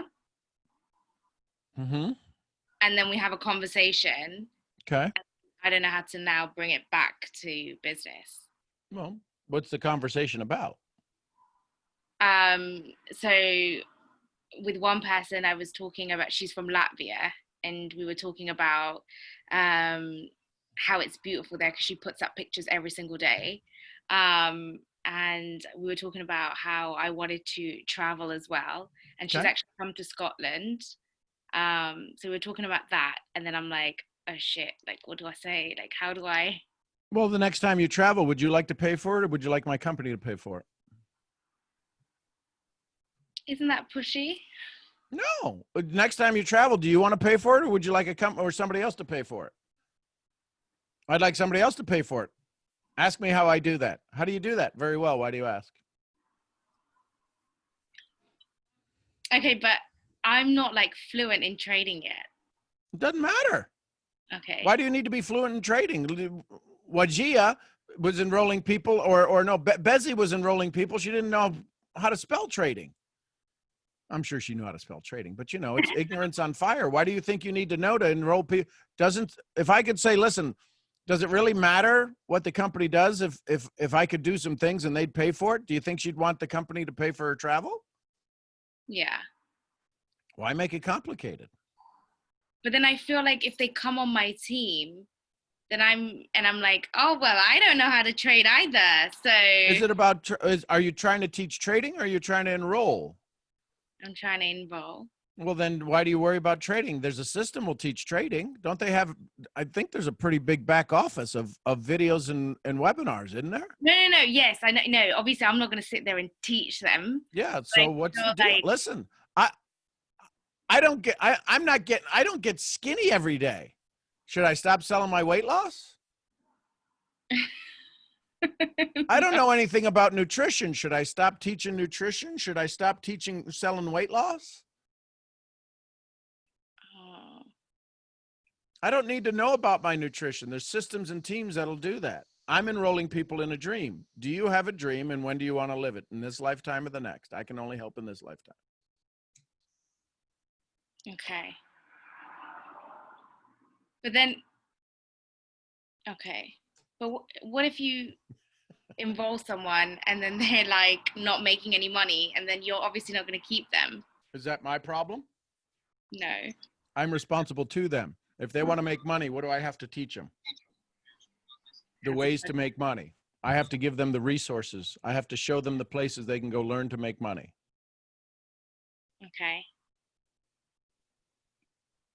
Okay, so I don't need to know trading. Okay, great. Sean, can I say something to Anne really quick? Sure. Right, listen. So don't stress and don't worry about do you know enough to be a teacher of a skill, right, to someone.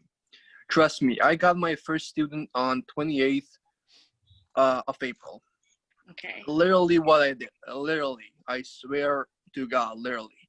In the morning, I would be on the call while I was at the IM Academy. Or I would do a YouTube video or learn from wherever.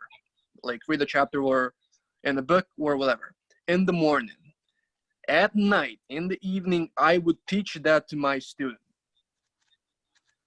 In the same day, in the morning, I learned that, and then at night, I taught that to somebody, right? So, like, don't stress about are you gonna know enough for them to like learn something, because in my book, you only need to be one step ahead, right?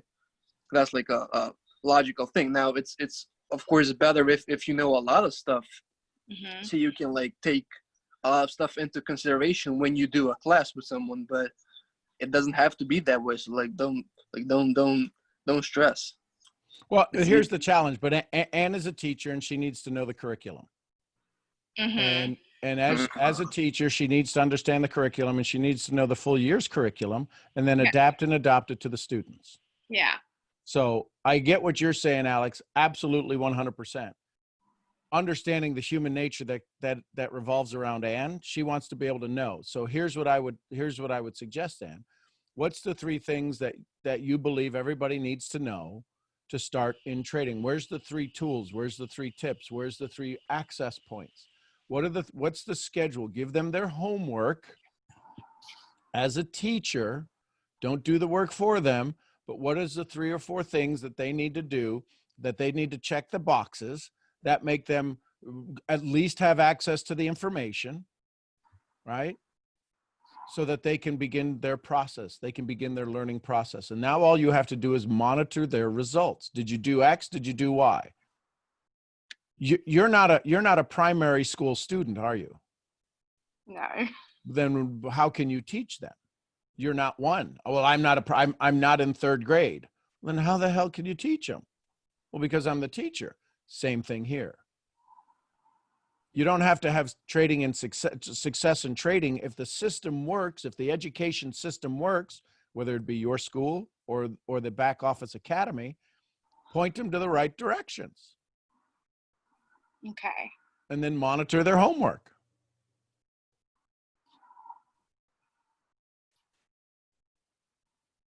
Okay. Because I'm telling myself that I need to learn, so I need to change that story. Well, you need to learn how to move them. You don't need to learn what they need to learn. You need to learn how to move them. You need to spend a little time in understanding the human nature and human diversity and how you move a person, right? Go back to reading Think and Grow Rich. What's chapter number 1? Burning desire. So how do you find out if they have a burning desire? Read chapter 1 again. And ask those questions, because the academy is there. I'm not in it. I've never been in it. I'm not in your company, but I promise you the academy is there. There's more information there that it'll choke a horse. Yeah, no. There's plenty. Like, I'm not saying I'm free. So your responsibility to them is, did you log in today and did you spend your half hour today learning about the system? Awesome. That's it. Did you do your homework? Because if they don't do their homework, what do you do as a teacher? You fail them. So you can't fail them. You can't fail them as a teacher if you're asking them to do their homework. They can only fail themselves if they don't do it. Stop trying to do the work for them. Yeah. Okay. Awesome. Okay. Thank you, Sean. You're welcome, my love. RBP, give us a wrap. I got a call in 10 minutes, 8 minutes. Well, you started off this call with my favorite language, and that's probably why you started off the call that way. Every time Sean speaks, y'all have to understand one thing.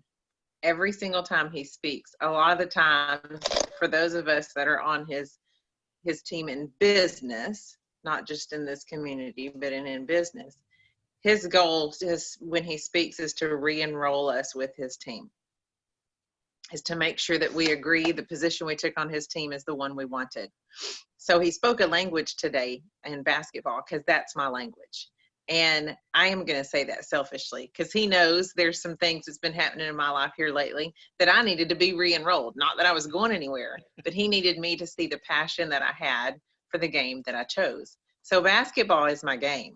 And I coached basketball. I played basketball very well.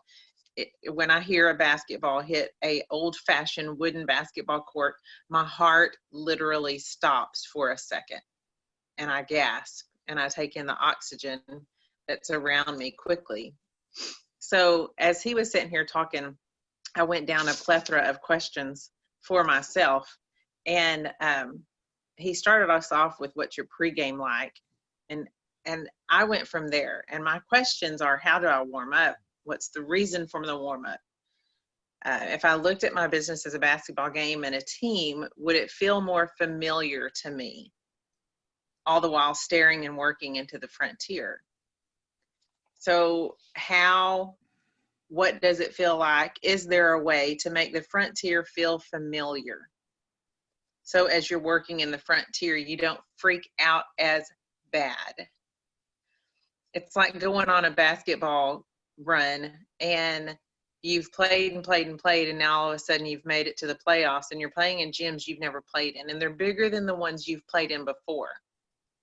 Can you be so tied to your basics, to your warm-up, to your game, to your team, that no matter where you play this game, it feels familiar?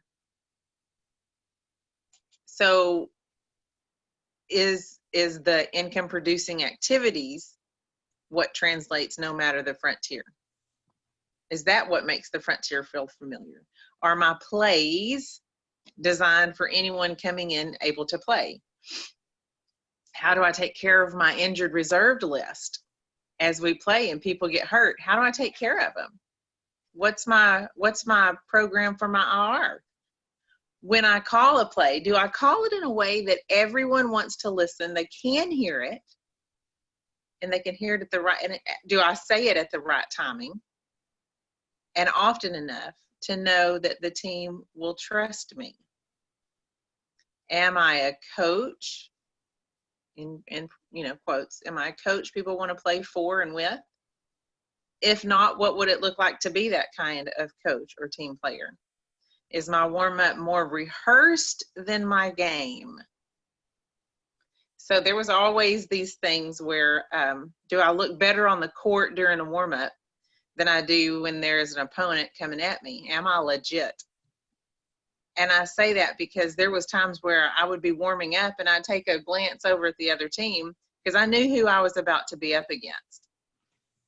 And on the warm-up, man, they look good. They look real good. But as soon as I got in their face, they crumbled. So after you get past the warm-up, are you legit? Or when trials and tribulations come at you, you're going to crumble some, but do you fall totally apart? So do I just have the right shoes and the right clothes and the right wristbands and all the right attire? Do I just look the part?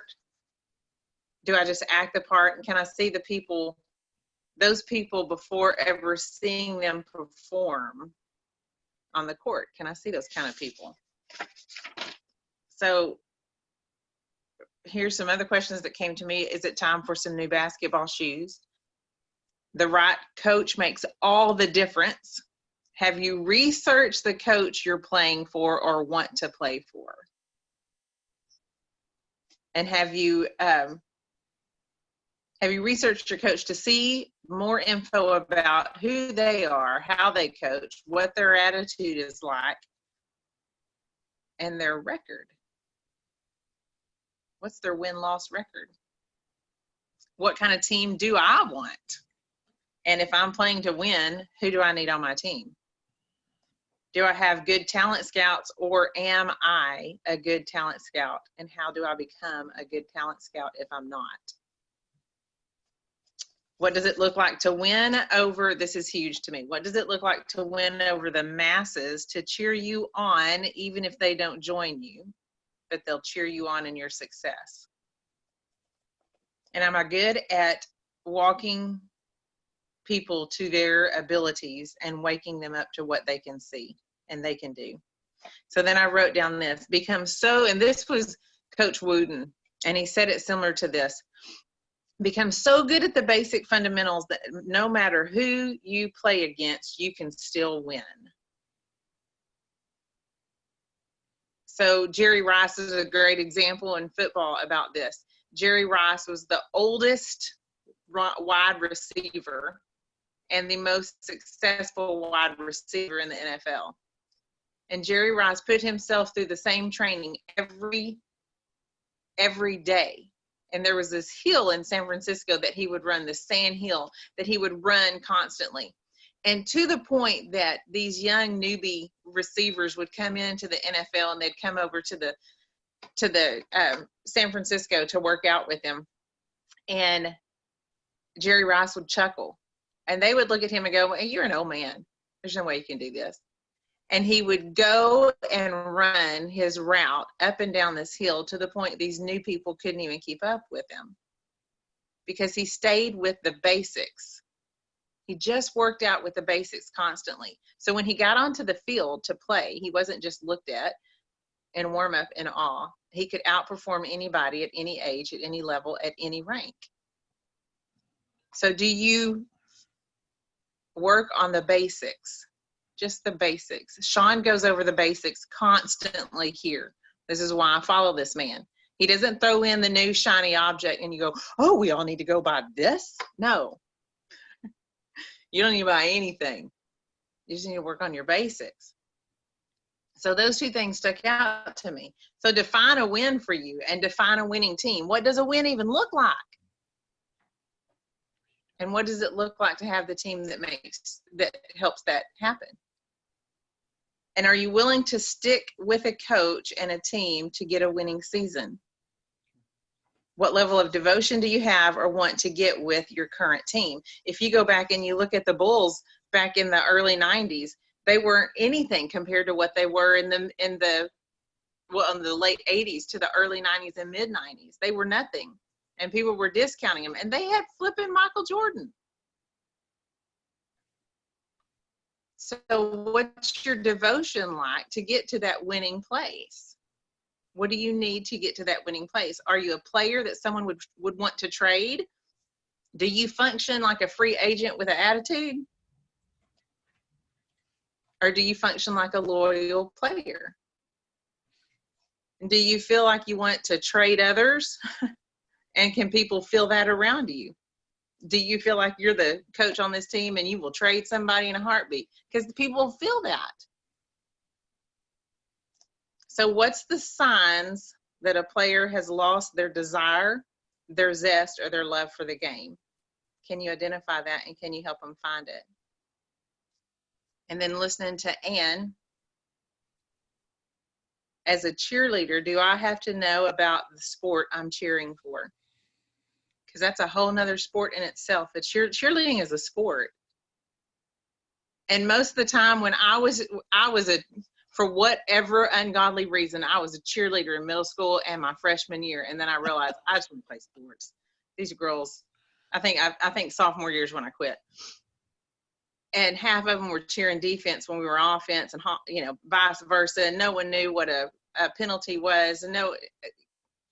But honestly, to have enthusiasm and cheer the team on, did they really have to know about football? No. So when Ann was talking, the thought that hit me was, you don't really have to know about any of that stuff. You could just be a really good cheerleader and transfer your enthusiasm, and everybody and their dog will want to be with you. So when I was sitting here listening to basketball and all, and Sean said something about Michael Jordan. Remember, Michael Jordan his freshman year couldn't get a spot on the team. Nobody wanted him. And you didn't hear about Michael Jordan until the Bulls got a winning record. You didn't really see him highlighted at the slam dunk contest until the Bulls got a winning record. Same thing with Larry Bird, Steve Nash, any of those guys. You didn't really hear about them until they got the winning record. But what did it keep taking for them to get to that winning record? What was their warm-up? What was their practice? What was their devotion? None of them played like a free agent. I'm sorry, I'm real disappointed in sports these days because of free agents, and they walk around like they own the whole thing. Is that the attitude we take with our business? And do we have all the right clothes and standing in all the right poses and all the right social media platforms? But when it comes down to it and I get in your face, you ain't legit.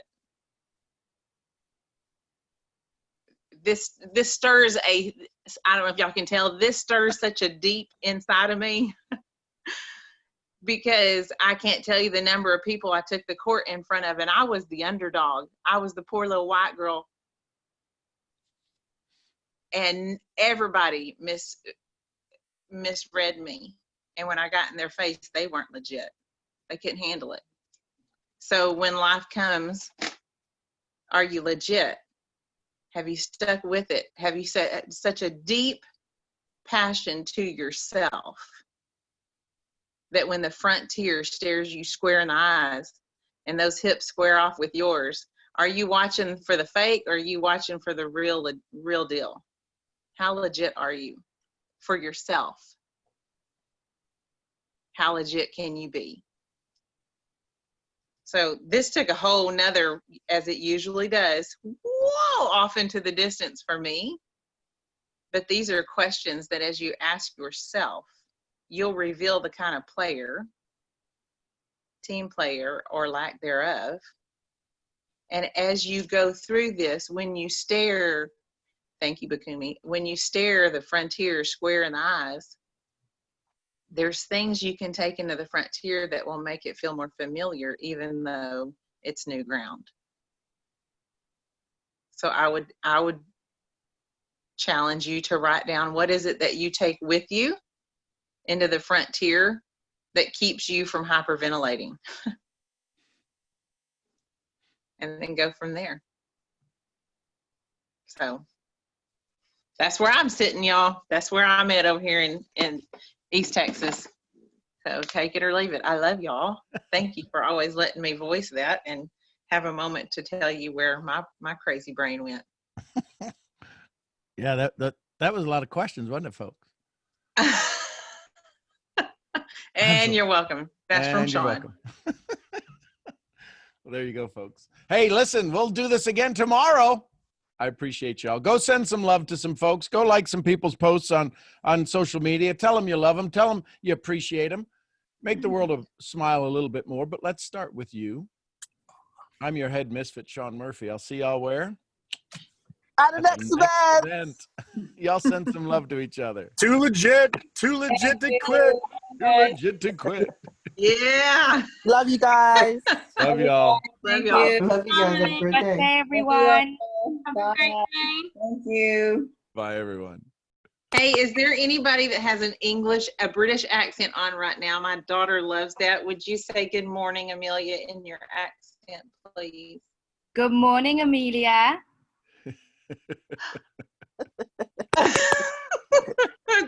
Thank Thank you, Ann. Love you. Oh, morning, Bukumi, Amelia. let me hear it. Just say good morning, Amelia. She'll love your voice too. Good morning, Good Amelia. morning, Amelia. Good morning, And- Amelia. Bonjour, Amelia. Oh, bonjour. Oh, thank y'all. I love y'all. Yeah, love you all. Bye, everyone. Take care. Thank you. Thank you. You're all the best.